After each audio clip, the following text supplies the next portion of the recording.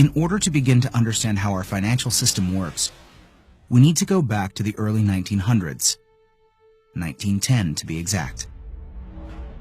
Everyone at some point in their lives has heard of the Federal Reserve, but most likely don't understand what it is or how it works. The Federal Reserve, referred to as the Fed, is a central bank that many economists refer to as the biggest robbery ever enacted on the American people.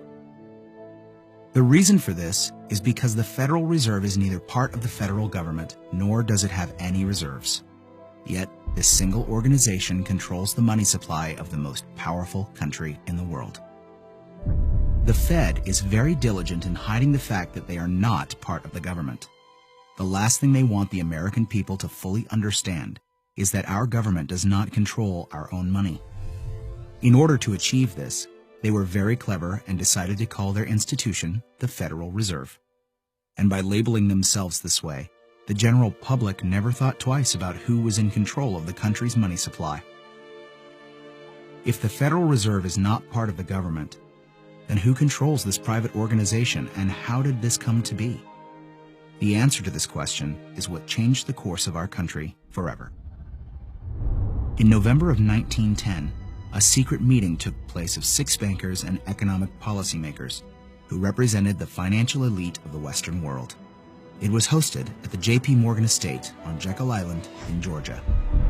In attendance was Senator Nelson W. Aldrich, Abram Piatt Andrew Jr., Assistant Secretary of the Treasury, Frank Vanderlip, President of National City Bank of New York, Henry P. Davidson, Senior Partner of J.P. Morgan & Company, Charles D. Norton, President of First National Bank of New York, Paul Warburg, Director of Wells Fargo, Benjamin Strong, the emissary for J.P. Morgan, and coincidentally, the first president of the Federal Reserve.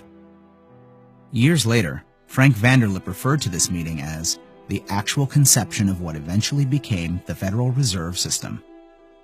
This meeting was so secret at the time that not even the names of those who attended were mentioned to the servants who lived and worked on the island. The men who attended came on a late-night train, claiming to be on their way to a hunting expedition, but instead, these bankers met with Senator Nelson Aldrich to draft what would eventually become the Federal Reserve Act. This private meeting, attended by some of the most powerful men in America, was strategically designed to take control of our country's money supply and to achieve ultimate power in America. Mayer Amschad Rothschild, one of the most powerful European bankers of his time, stated it best when he said, "Permit me to issue and control the money of the nation, and I care not who makes its laws." On December 23, 1913, 2 days before Christmas, when most people in Congress were home with their families, the Federal Reserve Act was signed into law by President Woodrow Wilson. That single act, however small it may seem, transferred the control of our monetary system from our government into the hands of some of the wealthiest men in our country. Putting into law the Federal Reserve Act gave unlimited power to a few wealthy banking institutions in America. The Fed has the power to issue currency, manipulate interest rates, and run secret bailouts. Yet Congress and the President are not allowed full oversight over this powerful organization. The Federal Reserve enjoys a monopoly over the creation of our nation's money and credit, but for 100 years, they have never been completely transparent and accountable about it.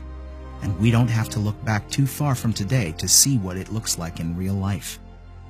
When testifying before Congress in 2009, Fed Chairman Ben Bernanke refused to disclose which institutions received trillions of dollars in these bailouts and loans, or give our representatives details about what deals were being made. So my question to you is, will you tell the American people to whom you lent $2.2 trillion of their dollars? Will you tell us who got that money and what the terms are of those agreements? Hundreds and hundreds of banks, any bank or that has access to the U.S. Federal Reserve's discount. Will you tell us who they are? No.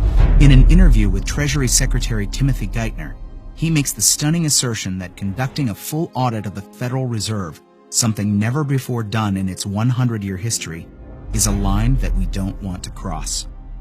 To be denied full transparency of these transactions after U.S. taxpayers contributed over $16 trillion to these bailouts and loans is unthinkable and unconstitutional. It is our right as American citizens to know where our money is being spent. It's very ironic that if you don't give the IRS full transparency with your finances, you go to jail. But if you're a private organization of elite bankers that controls the money supply of a country, you're free to do as you please without full oversight. This private organization is arrogant in the fact that the same accounting laws that apply to the rest of America do not apply to them. There is no other agency of government which can overrule actions that we take. Their control appears to be unlimited, and 2008 is the most recent example of how much power the Fed actually has on our country. Many of us were told in private conversations that if we voted against this bill on Monday, that the sky would fall, the market would drop 2,000 or 3,000 points the first day, another couple thousand the second day, and a few members were even told that there would be martial law in America if we voted no. That's what I call fear-mongering. The elite banking institutions took trillions of dollars worth of risk, and when they lost their bets, they threatened politicians to use taxpayer money to bail them out, or else we would face an Armageddon type of scenario. This historic change of power in America is again why many economists refer to it as the biggest robbery ever enacted on the American people.